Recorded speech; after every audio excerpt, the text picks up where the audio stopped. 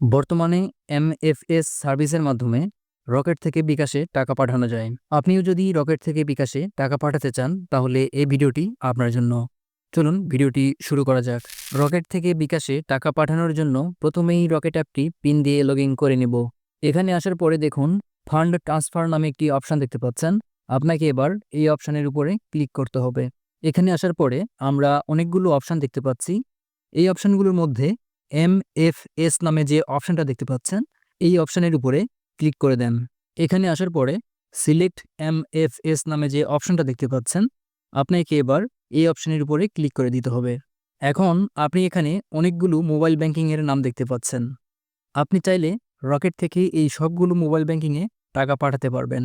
আমি যেহেতু রকেট থেকে বিকাশ অ্যাকাউন্টে টাকা পাঠাবো সুতরাং এখান থেকে বিকাশ সিলেক্ট করে দিলাম। এখন আপনি যেই বিকাশ অ্যাকাউন্টে টাকা পাঠাতে যাচ্ছেন সেই বিকাশ নাম্বারটি এখানে দিতে হবে।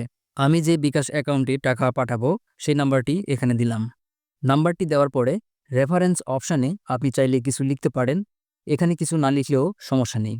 এরপরের অপশানে টাকার পরিমাণ দিতে হবে, অর্থাৎ আপনি কত টাকা পাঠাতে চাচ্ছেন সেই টাকার পরিমাণ দিতে হবে।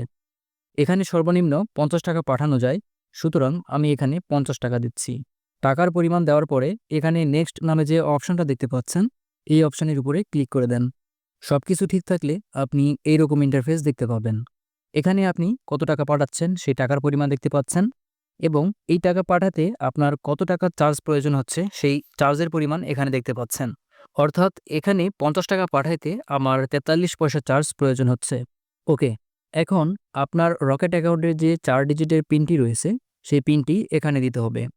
পিনটি দেওয়ার পরে এখানে দেখুন রকেটের যে লগোটি দেখতে পাচ্ছি বা আইকনটি দেখতে পাচ্ছি এই আইকনের উপরে আঙ্গুল দিয়ে প্রেস করে কিছুক্ষণ ধরে রাখতে হবে।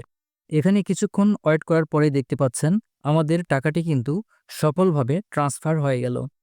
সেই সাথে আমরা যে রকেট থেকে বিকাশে টাকা ট্রান্সফার করলাম সেই নোটিফিকেশন এখানে দেখতে পাচ্ছি।